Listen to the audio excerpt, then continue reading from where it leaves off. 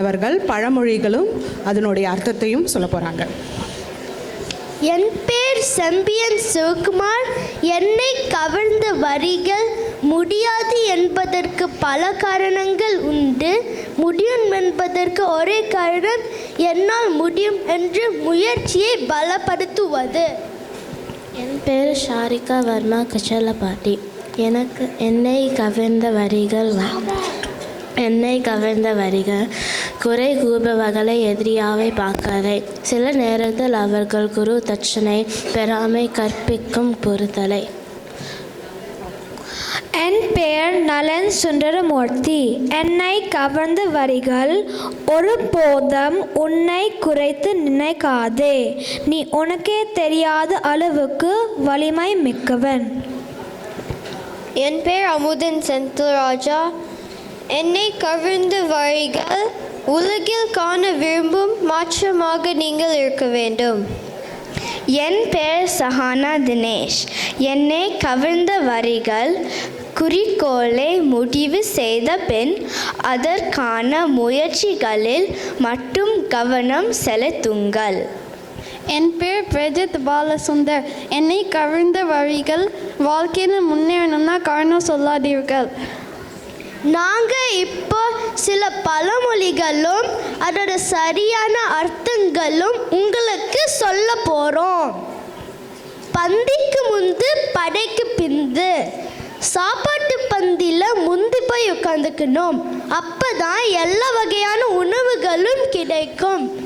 படைக்கு போகும்போது கடைசியாக தான் போகணும். அப்போ தான் உயிருக்கு ஆபத்து வராமல் தப்பிக்க முடியும். இப்போ இதை எல்லாரும் நினச்சிட்டு இருக்காங்க. ஆனால் இதுக்கான சரியான அர்த்தம், சாப்பிடும்போது நம் கை எப்படி முன்னோக்கி போகுதோ அதே போல் படைக்கு போகும்போது நம் கை எவ்வளவு தூரம் பின்னோக்கி வில்லுக்காக பின்னோக்கி போகுதோ அவ்வளவு வேகமாக அம்பு முன்னோக்கி போகும். இது போருக்கு போற வில் வீரர்களுக்காக சொன்னது. இதை தான் பந்திக்கு முந்து படைக்கு பிந்துன்னு சொல்றாங்க.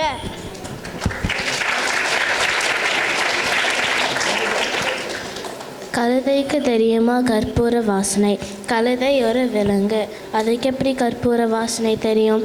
கழு ஒரு கோரப்போல், இதிலிருந்து பாய் தைக்கும் போது கற்பூர வாசனை வரும். கழு தைக்க கற்பூர வாசனை வரும்.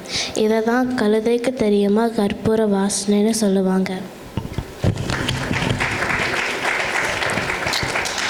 ஆவதும் பெண்ணாலே அழிவதும் பெண்ணாலே. ஒருத்தவரை நல்லவனாக நடக்கிறதும் தீயவனாக நடக்கிறதும் அந்த வீட்டு பெண்கள் கையில் தான் இருக்கு. ஆனால் இது உண்மையான விளக்கம் என்னன்னா, ஒரு பெண் மனசு வச்சா மட்டும்தான் நல்ல செயல்களை செய்ய முடியும்.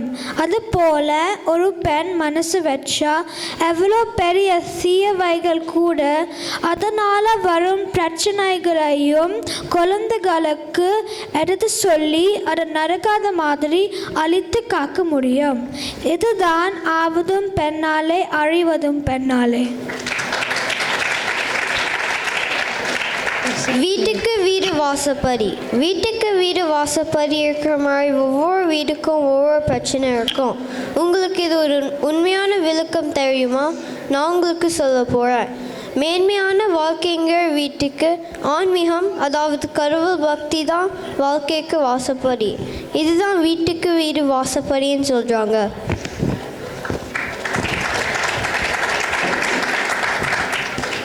அடி உதவுவது போல அண்ணன் தம்பி உதவ மாட்டான். வன்முறை தான் உதவி பண்ணும் நினச்சிட்டு இருக்கோம். இல்லை, இது உண்மையான பொருள் இல்லை. அடினா கடவுளோட திருவடியை குறிக்கும். நம்மளுக்கு துன்பம் வரும்போது கடவுள் நினச்சா துன்பம் எல்லாம் போயிடும். கடவுளோட அருள், அதாவது திருவடி உதவுவது போல அண்ணன் தம்பி உதவ மாட்டாங்க.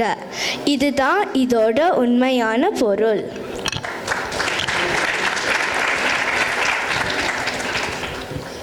ஈத்து சுரைக்காய் கறிக்கு உதவாது. இதோட பொருள் என்னன்னா படிப்பறிவு மட்டும் போதாது. அதாவது புத்தகத்தில் இருக்கிற சுரைக்காயை வச்சு எப்படி சமைக்க முடியாதோ அதே மாதிரி படிப்பறிவு மட்டும் போதாது, அனுபவ அறிவு தான் வாழ்க்கையை மேம்படுத்தும். இதான் ஏற்று சுரைக்காய் கவிக்கு உதவாது.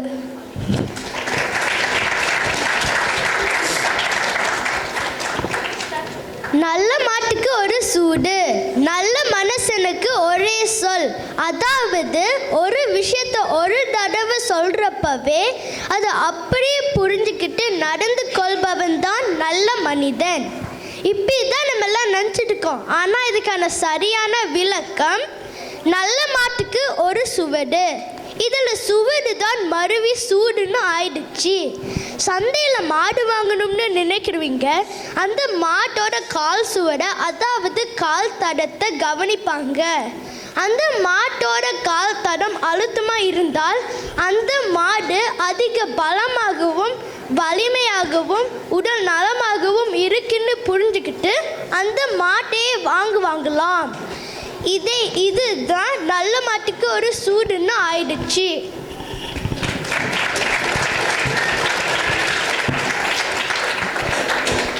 சோழியன் குடும்பி சும்மா ஆடாது. தேவை இருந்தால் தான் ஒருத்தவங்க வேலை செய்வாங்க. இது உண்மையான விளக்கம் என்னன்னா, சோழியன் குடும்பி சும்மாடு ஆகாது.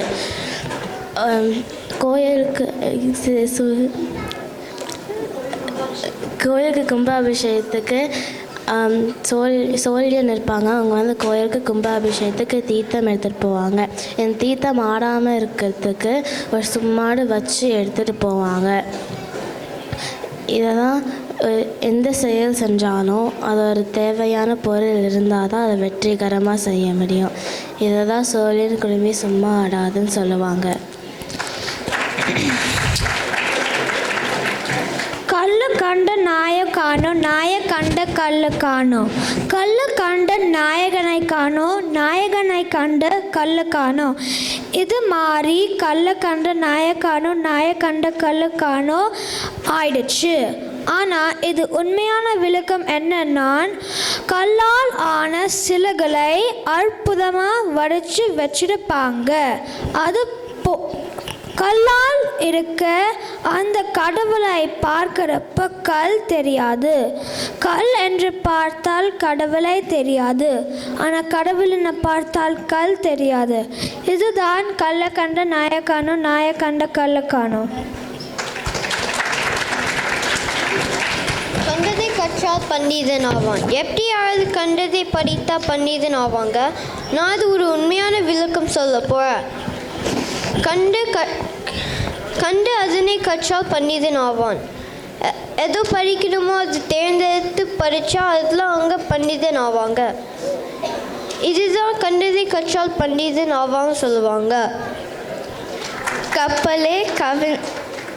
கப்பலே கவிழ்ந்தாலும் கன்னத்தில் கை வைக்காத. எவ்வளோ பெரிய கஷ்டம் நஷ்டம் வந்தாலும் சோகமாக இருக்கக்கூடாதா? இல்லை, இது உண்மையான பொருள் இல்லை. கப்பலே கவிழ்ந்தாலும் கண்ணக்கோலில் கை வைக்காத. கண்ணக்கோல்னா திருட பயன்படுற ஆயுதம். கண்ணக்கோல் தான் மருவி கன்னத்தில் ஆயிடுச்சு. எவ்வளோ பேர் கஷ்டம் நஷ்டம் வந்தாலும் திருடக்கூடாது தான் சொல்கிறாங்க. இதுதான் இதோட உண்மையான பொருள். மாமியார் உழைச்சா மண் குடம், மருமகள் உழைச்சா பொன் குடம். இது பொருள் என்னன்னா, மாமியார் மட்டும் உழைச்சா மண் குடம் வாங்குவதற்கு தான் காசு வரும். ஆனால் மருமகளும் சேர்ந்து உழைச்சா பொன் குடம் வாங்குவதற்கு காசு வரும். இதான் மாமியார் உழைச்சா மண் குடம், மருமகள் உழைச்சா பொன் குடம்.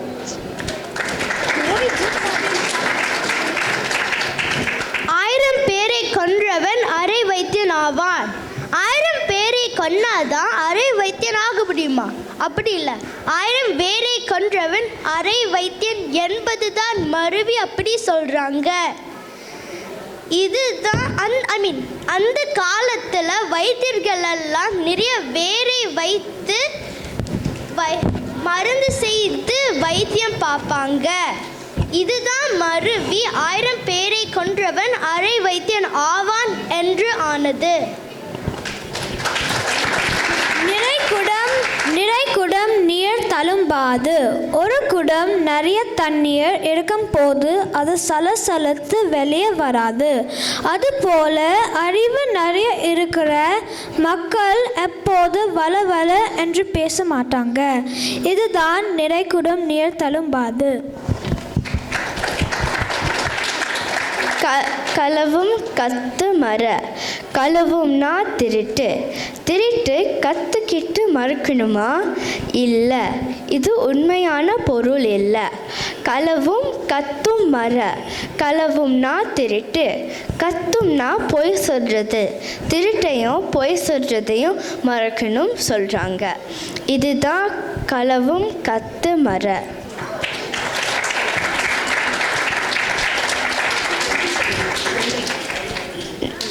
நன்றி. நன்றி. நன்றி. நன்றி.